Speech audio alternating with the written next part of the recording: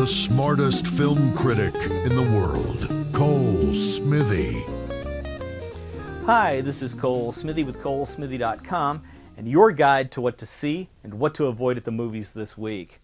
There's almost a movie, one with serious incest issues, hiding somewhere in Jason Reitman's bleary attempted adaptation of Joyce Maynard's novel.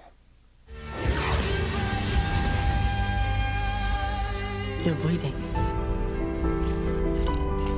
Mom, this is Frank. He was kind enough to offer me a ride. We really can't help you. Frankly, The story revolves around Frank, played by Josh Brolin, an ex-con who takes Adele, a depressed single mother, and her 13-year-old son Henry, hostage after escaping via a second-story hospital window. Blood from Frank's fresh appendectomy is still seeping through his t-shirt when he comes across mother and son shopping in a New Hampshire department store. The director behind such milquetoast social commentary excursions as Thank You for Smoking, about the tobacco industry, and Up in the Air, about corporate downsizing, goes straight for soap opera romance this time around. The film's bubble bath effect may possibly appeal to its target audience of middle-aged Caucasian housewives, but other collective stereotypes will not be so moved. It's the mid-'80s. Frank isn't as menacing as his dire circumstances and bloody appearance make him seem, at least not after he gets Adele, played by Kate Winslet, and Henry inside their cozy home. He only briefly ties them up for appearances in case the cops show up right away. Though under the hot threat of violent arrest, Frank is a calm and collected pushover looking for love. More importantly, Frank is looking to fulfill his smoldering patriarchal and maternal desires. He may be a tough guy, but Frank is also a regular homemaker. Never mind that he was sentenced to 20 years in prison for killing his wife and child many moons ago. That's another story that gets handled in flashbacks, which include television actor Tom Lipinski playing a younger version of Frank. Lipinski's spitting image of a youthful Josh Brolin sends chills. There were two people who couldn't go out into the world, so they made a world with each other. 20 more years just to have another 3 days with you. Kate Winslet's Adele is a dejected agoraphobe who can't get her car into reverse without the help of her strangely detached son Henry, played by Gatlin Griffith. The story is told from Henry's perspective as an unreliable protagonist who is just as likely to sabotage his mom's newfound romance as he is in helping. Since his father ran off with his secretary, Henry and his bipolar mom have entered into an uncomfortable relationship in which she has become a surrogate girlfriend. They practice dancing together. Adele puts a lot of stock in a man's ability to dance. Henry has taken his mom on movie dates. The story teases at an underlying subtext of incest on several occasions. The most obvious occurs when Henry listens to his mother's and Frank's lovemaking sessions while wondering in voiceover narration about his own inability to appease his mother's sensual desires. Freaky.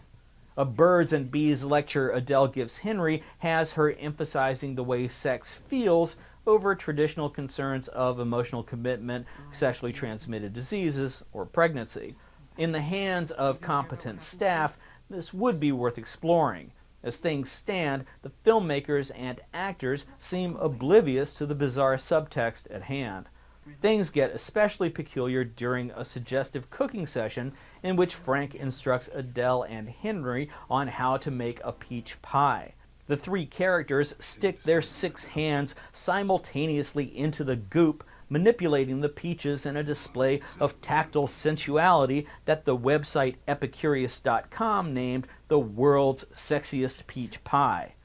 Don't ask. During the 3-day weekend, Frank goes into patriarchal overdrive, fixing the family car, squeaky doors, and teaching Hank how to throw a baseball. Of course, he's also busy loving up Adele and warming her up to the idea of making a run for the Canadian border. Henry manages to fit in a romantic dalliance with a know-it-all girl who tries to convince him that Adele and Frank will surely abandon him so they can have sex without him around. I came to save you, Adele. There are so many weird strains of tone-deaf subtext running through Labor Day that you have to accept the movie for what it is, a poorly written screenplay based on a poorly written novel. It might draw tears from the ladies that lunch crowd, but this movie rattles like a broken blender. I give this poor effort a D. My sleeper pick is Alexandre Castanetti's Love is in the Air, starring Ludovic Sagnier, and my guilty pleasure pick is Tim's Vermeer.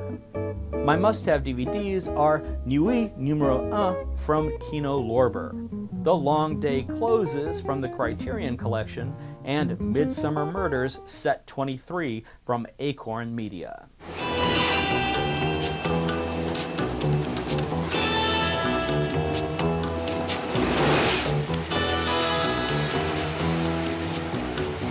Mike Hodges said films must have a soul and express the difficult truths of the human condition. The British director's astute declaration rings expressively true in his 1971 debut, the classic British crime drama, Get Carter.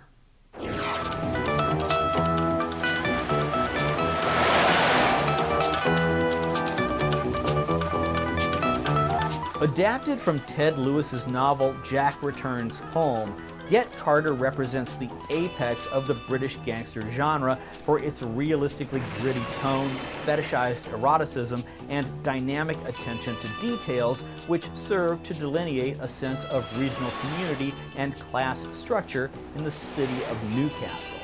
Working-class extras fill the movie. The result is a candid time capsule of life in Britain during the early 70s. Michael Caine's Jack Carter is a ruthless London gangster motivated by the emotion with which he's most comfortable, revenge. Carter has seen and done it all, more than a few times, too. Carter's flawless fashion sense and tight-lipped demeanor disguise a wellspring of fury that knows few limits. The murder of Carter's brother Frank, disguised as a suicide, prompts the gangster to visit his despised hometown in order to settle the score. Who killed Frank is the mantra Carter repeats as he tears through town like the proverbial bull in a china shop. We watch Jack make peace with his brother's corpse, which waits in the family home for a lid to be screwed onto a tight-fitting casket. Hodges, the filmmaker, embraces the macabre nature of the situation without coloring it in any direction.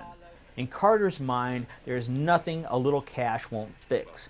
He has a habit of flashing a wad of bills from which he peels off a few notes to satisfy those whose discomfort he causes by his presence.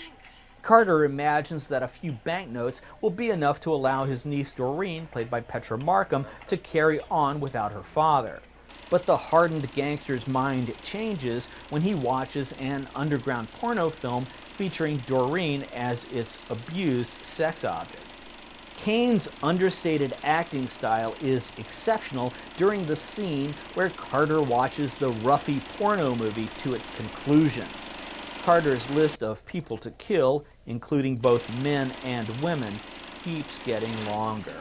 Cinematographer Wolfgang Suchinski's use of long lens compositions extends to aerial shots. Long shadows of noir-infected mood lighting express Newcastle's depressed economic social conditions. Suchinski's background in documentary filmmaking contributes to a sense of doomed urgency. Newcastle's claustrophobic architecture of compressed houses adds to the feeling of trapped anxiety. Drink up.